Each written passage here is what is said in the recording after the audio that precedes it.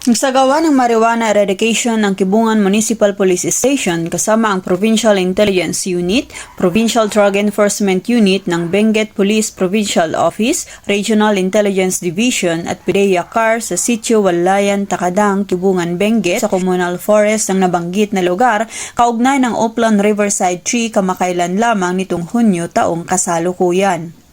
Ang operasyon na ito ay nagresulta sa pagkadiskubre ng 2 lugar ng plantasyon ng marijuana na may tinatayang 154 square meters na lupain na tinatamnan ng humigit kumulang 520 piraso ng fully grown marijuana na may kabuuang karaniwang presyo ng gamot na 104,000 pesos.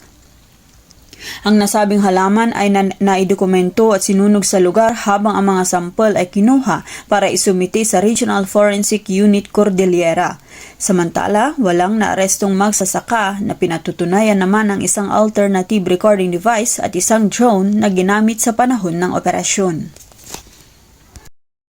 Ito ay patunay na ang pambansang pulisya ay mas pinaigting ang kumpanya kontra ilegal na droga bilang pagsuporta sa adhikain ng kasalukuyang administrasyon tungo sa isang bagong Pilipinas.